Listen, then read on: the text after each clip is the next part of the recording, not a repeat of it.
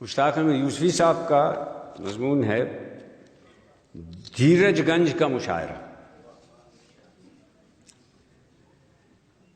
اس قصباتی مشاعرے میں جو دھیرج گنج کا آخری یادگار مشاعرہ ہوا، 18 بیرونی شاعروں کے علاوہ 33 مقامی اور مضافاتی شعراء شرکت کے لیے بلائے گئے یا بن بلائے آئے۔ باہر سے آنے والوں میں کچھ تو ایسے تھے جو اس لالچ میں آئے تھے کہ نقد معاوضہ نہ صحیح، گاؤں ہے کچھ نہیں، سبزیاں، فصل کے میوے، 5-6 مرغیوں کا جھابا تو منظمین شاعر مشاعرہ ضرور ساتھ کر دیں گے۔ حکیم احسان اللہ تسلیم مول گنج کی طوائفوں کے طبیب خاص تو تھے ہی، گانے کے لیے انہیں فرمائشی غزلیں لکھ کر دے دیتے تھے۔ کسی طوائف کے پیر بھاری ہوتے تو اس کے لیے بطور خاص بہت چھوٹی بہر میں رواں غزل کہتے تاکہ ٹھیکہ اور ٹھمکا نہ لگانا پڑے۔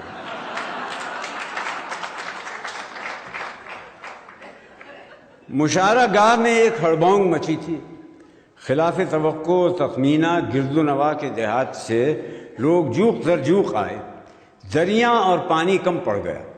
سننے میں آیا کہ مولوی مجن کے مخالفوں نے یہ اصولہ چھوڑا ہے کہ محفل کے اختتام پر لڈوؤں اور کھجوروں کا تبرک اور مرغیوں کی مہلک بیماری رانی کھیت کی دوا کی پوڑیاں تقسیم ہوں گی۔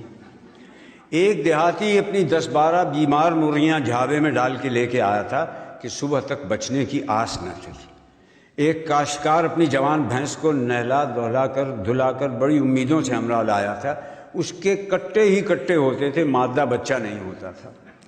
اسے کسی نے اطلاع دی تھی کہ شاعروں کے میلے میں طوائفوں والے حکیم احسان اللہ تسلیم آنے والے ہیں۔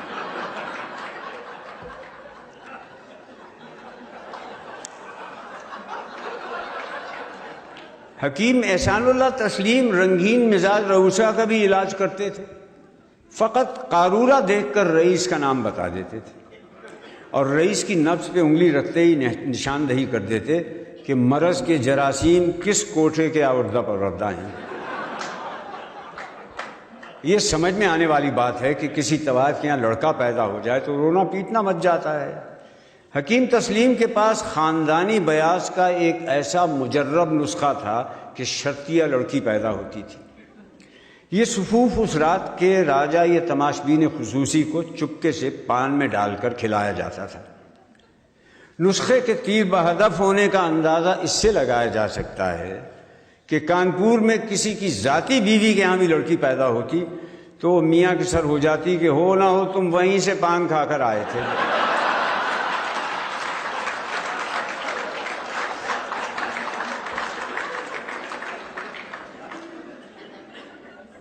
سامعین کی اکثریت ایسے افراد پر مشتمل تھی جنہوں نے اس سے قبل مشاعرہ اور شاعر نہیں دیکھے تھے۔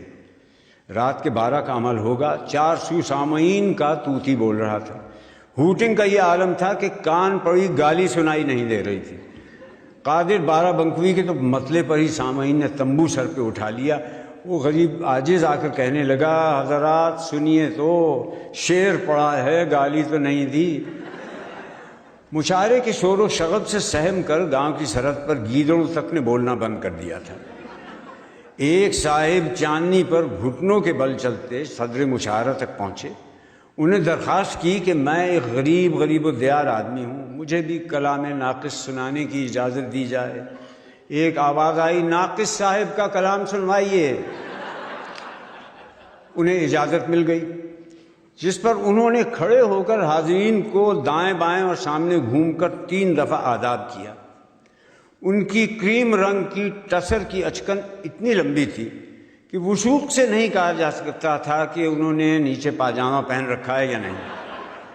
اپنی نشست سے انہوں نے بیاض اٹھائی اور حاضرین کو مخاطب کرتے ہوئے کہا کہ میں ایک خاص وجہ سے غیر طرحی غزل پڑھنے کی اجازت چاہتا ہوں، مگر بوجوب وجہ بتانا نہیں چاہتا۔ اس پر حاضرین نے شور مچایا، وجہ بتاؤ، نہیں تو بدھو گھر کو جاؤ، وجہ بتاؤ۔ اصرار بڑھا تو غیر طرحی غزل پڑھنے کی یہ وجہ بتائی کہ جو مصرع طرح دیا گیا ہے اس میں سکتہ پڑتا ہے۔ ثبوت میں انہوں نے تقطیع کر کے دکھا دی کہ مرض بر وزن فرض باندھا گیا تھا۔ اس شاعر و معترض نے اپنا تخلص ساغر جالونوی بتایا۔ 2 ہنڈوں کا تیل 15 منٹ پہلے ختم ہو چکا تھا، کچھ ہنڈوں میں وقت پر ہوا نہیں بھری تھی، وہ پھس کر کے بجھ گئے۔ ساغر جالونوی کے اعتراض کے بعد کسی شرارتی نے باقی ماندہ ہنڈوں کو جھڑجھڑا دیا، ان کے مینٹل جھڑتے ہی اندھیرا ہو گیا، ایسا گھپ اندھیرا کہ ہاتھ کو شاعر سجھائی نہیں دے رہا تھا، چنانچہ بے قصور سامعین پٹ رہے تھے۔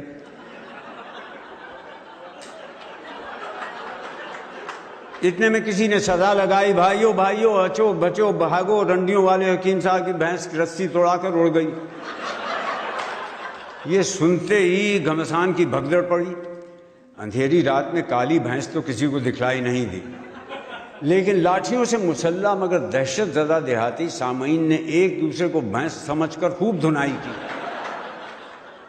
لیکن یہ آج تک سمجھ میں نہ آیا کہ چرانے والوں نے ایسے گھپ اندھیرے میں تمام نئے جوتے کیسے شناخت کر لیے، اور جوتوں پر ہی موقوف نہیں، ہر وہ چیز جو چرائی جا سکتی تھی چرا لی گئی۔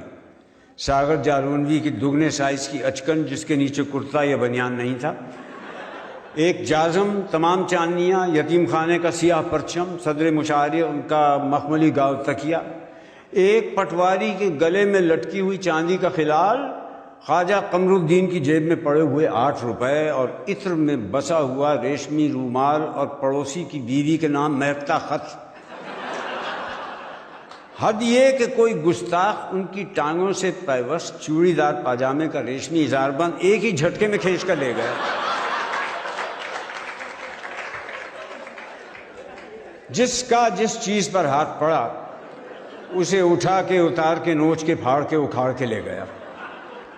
فقط ایک چیز ایسی تھی جس کو کسی نے ہاتھ نہیں لگایا۔ شاعر حضرات جہاں جہاں اپنی بیاضیں جس جگہ چھوڑ کر بھاگے تھے وہ دوسرے دن تک وہیں پڑی رہی۔